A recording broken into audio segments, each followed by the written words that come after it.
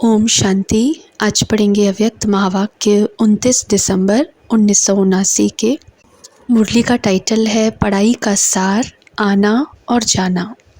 अव्यक्त बाप दादा अपने बच्चों प्रति बोले, आज मुरलीधर बाप अपने मास्टर मुरलीधर बच्चों को देख रहे हैं। सभी बच्चे मुरली और मिलन के चात्रक हैं। ऐसे चात्रक सिवाय ब्राह्मण आत्माओं के और कोई हो नहीं सकता। यह ज्ञान मुरली और परमात्मा मिलन न्यारा और प्यारा है। दुनिया की अनेक आत्माएं परमात्मा मिलन की प्यासी हैं, इंतज़ार में हैं, लेकिन आप ब्राह्मण आत्माएं दुनिया के कोने में गुप्त रूप में अपना श्रेष्ठ भाग्य प्राप्त कर रहे हो, क्योंकि दिव्य बाप को जानने अथवा देखने के लिए दिव्य बुद्धि और दिव्य दृष्टि चाहिए, जो बाप ने आप विशेष आत्माओं को दी है। इसलिए आप ब्राह्मण ही जान सकते और मिलन मना सकते हो।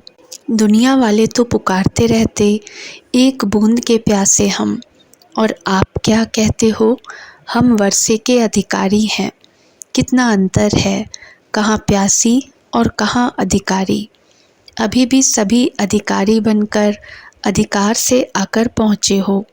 दिल में यह नशा है कि हम अपने बाप के घर में अथवा अपने घर में आए हैं।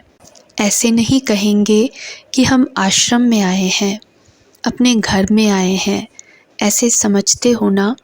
अधिकार की निशानी है अपनापन। अपने बाप के पास आए हैं, अपने परिवार में आए हैं। मेहमान बन कर के नहीं आते, लेकिन बच्चे आए हैं अपने घर में। चाहे 4 दिन के लिए आते हो, लेकिन समझते हो मधुबन अपने स्थान पर पहुँचे हैं। तो यह आना और जाना। आप ब्राह्मणों की जो पढ़ाई है वह मुरलीधर की जो मुरली है, उसका सार यह 2 शब्द ही हैं, आना और जाना। याद की यात्रा का अभ्यास क्या करते हो। कर्म योगी का अर्थ ही है मैं अशरीरी आत्मा शरीर के बंधन से न्यारी हूँ। कर्म करने के लिए कर्म में आती हूँ और कर्म समाप्त कर कर्म संबंध से न्यारी हो जाती हूँ। संबंध में रहते हैं, बंधन में नहीं रहते। तो यह क्या हुआ, कर्म के लिए आना और फिर न्यारा हो जाना। कर्म के बंधनवश कर्म में नहीं आते हो, लेकिन कर्मेंद्रियों को अधीन कर अधिकार से कर्म करने के लिए कर्म योगी बनते हो। इंद्रियों के कर्म के वशीभूत नहीं हो। कोई भी किसी के वश हो जाता तो वश हुई आत्मा मजबूर हो जाती है, और मालिक बनने वाली आत्मा कभी किससे मजबूर नहीं होती, अपने स्वमान में मजबूत होती है। कई बच्चे अभी भी कभी कभी किसी न किसी कर्मेंद्रिय के वश हो जाते हैं। फिर कहते हैं, आज आँख ने धोखा दे दिया, आज मुख ने धोखा दे दिया, दृष्टि ने धोखा दे दिया। परवश होना अर्थात धोखा खाना, और धोखे की निशानी है दुख की अनुभूति होना। और धोखा खाना चाहते नहीं हैं, लेकिन न चाहते हुए भी कर लेते हैं। इसको ही कहा जाता है वशीभूत होना। दुनिया वाले कहते हैं चक्कर में आ गए, चाहते भी नहीं थे, लेकिन पता नहीं कैसे चक्कर में आ गए। आप स्वदर्शन चक्रधारी आत्मा किसी धोखे के चक्कर में नहीं आ सकती, क्योंकि स्वदर्शन चक्र अनेक चक्कर से छुड़ाने वाला है। न सिर्फ अपने को, लेकिन औरों को भी छुड़ाने के निमित्त बनते हैं। अनेक प्रकार के दुख के चक्रों से बचने के लिए सोचते हैं इस सृष्टि चक्र से निकल जाएं, लेकिन सृष्टि चक्र के अंदर पाठ बजाते हुए अनेक दुख के चक्रों से मुक्त हो जीवन मुक्त स्थिति को प्राप्त कर सकते हैं। यह कोई नहीं जानता है। आप चैलेंज करते हो कि हम आपको जीवन में मुक्ति डबल दिला सकते हैं, जीवन भी हो और मुक्ति भी हो। ऐसी चैलेंज की है ना।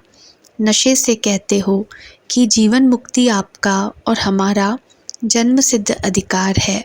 तो स्वदर्शन चक्रधारी अर्थात दुख के चक्करों से मुक्त रहने वाले और मुक्त करने वाले, वशीभूत होने वाले नहीं, लेकिन अधिकारी बन, मालिक बन, सर्व कर्मेंद्रियों से कर्म कराने वाले, धोखा खाने वाले नहीं, लेकिन औरों को भी धोखे से छुड़ाने वाले।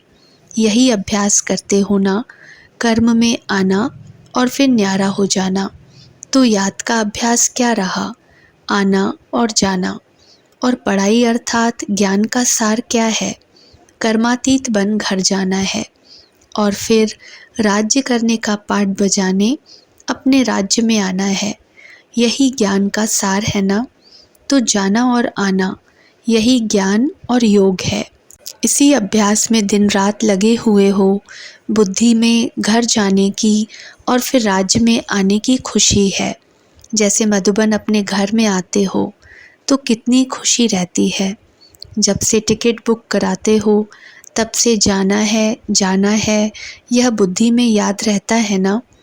तो जब मधुबन घर की खुशी है तो आत्मा के घर जाने की भी खुशी है। लेकिन खुशी से कौन जाएगा? जितना सदा यह आने और जाने का अभ्यास होगा। जब चाहो तब अशरीरी स्थिति में स्थित हो जाओ और जब चाहो तब कर्म योगी बन जाओ। यह अभ्यास बहुत पक्का चाहिए। ऐसे न हो कि आप अशरीरी बनने चाहो और शरीर का बंधन, कर्म का बंधन, व्यक्तियों का बंधन, वैभवों का बंधन, स्वभाव संस्कारों का बंधन अपनी तरफ आकर्षित करे। कोई भी बंधन अशरीरी बनने नहीं देगा। जैसे कोई टाइट ड्रेस पहनते हैं तो समय पर सेकंड में उतारने चाहें तो उतार नहीं सकेंगे, खिंचावट होती है क्योंकि शरीर से चिपटा हुआ है। ऐसे कोई भी बंधन का खिंचाव अपनी तरफ खींचेगा। बंधन आत्मा को टाइट कर देता है। इसलिए बाप दादा सदैव यह पाठ पढ़ाते हैं, निर्लिप्त अर्थात न्यारे और अति प्यारे। यह बहुत काल का अभ्यास चाहिए। ज्ञान सुनना सुनाना, सेवा करना यह अलग चीज़ है, लेकिन यह अभ्यास अति आवश्यक है। पास विद ऑनर बनना है तो इस अभ्यास में पास होना अति आवश्यक है।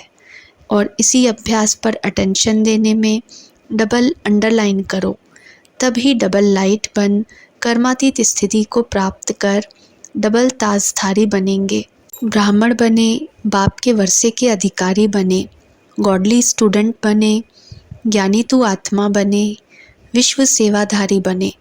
यह भाग्य तो पा लिया, लेकिन अब पास विद ऑनर होने के लिए, कर्मातीत स्थिति के समीप जाने के लिए ब्रह्मा बाप समान न्यारे अशरीरी बनने के अभ्यास पर विशेष अटेंशन। जैसे ब्रह्मा बाप ने साकार जीवन में कर्मातीत होने के पहले न्यारे और प्यारे रहने के अभ्यास का प्रत्यक्ष अनुभव कराया। जो सभी बच्चे अनुभव सुनाते हो, सुनते हुए न्यारे, कार्य करते हुए न्यारे, बोलते हुए न्यारे रहते थे। सेवा को व कोई कर्म को छोड़ा नहीं, लेकिन न्यारे हो लास्ट दिन भी बच्चों की सेवा समाप्त की। न्यारापन हर कर्म में सफलता सहज अनुभव कराता है। करके देखो, 1 घंटा किसको समझाने की भी मेहनत करके देखो और उसके अंतर में 15 मिनट में सुनाते हुए, बोलते हुए न्यारेपन की स्थिति में स्थित होके दूसरी आत्मा को भी न्यारेपन की स्थिति का वाइब्रेशन देकर देखो। जो 15 मिनट में सफलता होगी वह 1 घंटे में नहीं होगी। यही प्रैक्टिस ब्रह्मा बाप ने करके दिखाई। तो समझा क्या करना है? पहले निमित्त तो टीचर्स हैं, फॉलो फादर करेंगी ना। सेवा का विस्तार भल कितना भी बढ़ाओ, लेकिन विस्तार में जाते सार की स्थिति का अभ्यास कम न हो। विस्तार में सार भूल न जाए। खाओ पियो, सेवा करो, लेकिन न्यारेपन को नहीं भूलो। वाणी द्वारा भी कहाँ तक सेवा करेंगे, कितने की करेंगे? अब तो रूहानी वाइब्रेशन, अशरीरीपन की स्थिति के वाइब्रेशन, न्यारे और प्यारेपन के शक्तिशाली वाइब्रेशन वायुमंडल में फैलाओ। सेवा की तीव्र गति का साधन भी यही है। दूसरों की सेवा करने के पहले स्वयं इस विधि में संपन्न होंगे, तब सेवा की सिद्धि को प्राप्त करेंगे। अब वाणी में आना सहज हो गया है और दिल से भी करते हो, क्योंकि अभ्यास पक्का हो गया है। ऐसे यह अभ्यास भी नेचुरल हो जाएगा। इस नेचुरल अभ्यास से ही नेचर बदली होगी, चाहे मनुष्य आत्माओं की नेचर, चाहे प्रकृति। समझा? मुश्किल तो नहीं लगता है ना? बड़े से बड़े बाप के बच्चे हैं और बड़े से बड़ी प्राप्ति के अधिकारी हैं, तो उसके लिए कोई बड़ी बात नहीं। अटेंशन रखना तो आता है ना, कि टेंशन रखना आता है? निजी संस्कार अटेंशन के हैं। जब टेंशन रखना आता है तो अटेंशन रखना क्या बड़ी बात है? टेंशन रखने में तो आदती हो गए ना। अटेंशन का भी टेंशन नहीं रखो, लेकिन नेचुरल अटेंशन हो। कई ऐसा भी करते हैं, अटेंशन को टेंशन में बदल देते, इसलिए होता है।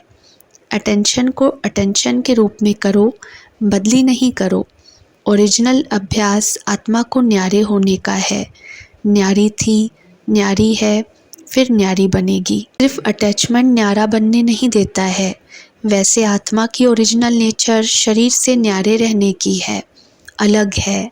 शरीर आत्मा नहीं, आत्मा शरीर नहीं, तो न्यारे हुए ना। सिर्फ 63 जन्मों से अटैचमेंट की आदत पड़ गई है। ओरिजिनल तो ओरिजिनल ही होता है।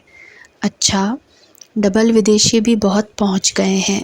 नया वर्ष मनाने के लिए मेहमान बन कर के आए हो या बच्चे बनकर आए हो, अपनापन लगता है ना। बाप दादा भी बच्चों को अपने घर में देख हर्षित होते हैं। बच्चे सदैव घर का श्रृंगार होते हैं। बच्चों से मधुबन सज जाता है, इसलिए बाप दादा अपने घर के श्रृंगार को देख खुश हो रहे हैं। चाहे भारतवासी चाहे विदेशी, दोनों ही घर के श्रृंगार हैं। बाप दादा आने की भी मुबारक देते हैं, जाने की भी मुबारक देते हैं। यहाँ आना भी अच्छा है, जाना भी अच्छा है। विदाई नहीं है, बधाइयाँ ही बधाइयाँ हैं। जाएंगे तो सेवा की बधाइयाँ, और यहाँ आए हो तो मिलने की बधाइयाँ। दोनों ही मुबारक है ना। अच्छा, सर्व देश विदेश के सदा अधिकारी बच्चों को, सदा ज्ञान और याद के सार में रहने वाली श्रेष्ठ आत्माओं को, सदा आना और जाना इस स्मृति से संपन्न बनने वाली आत्माओं को, सदा ब्रह्मा बाप को फॉलो करने वाले, कर्मातीत स्थिति के समीप पहुँचने वाले योगी आत्माओं को, सदा अपनेपन के अनुभव और अधिकार की खुशी में रहने वाले खुश मिजाज बच्चों को बाप दादा का याद प्यार और नमस्ते। अच्छा, ओम शांति।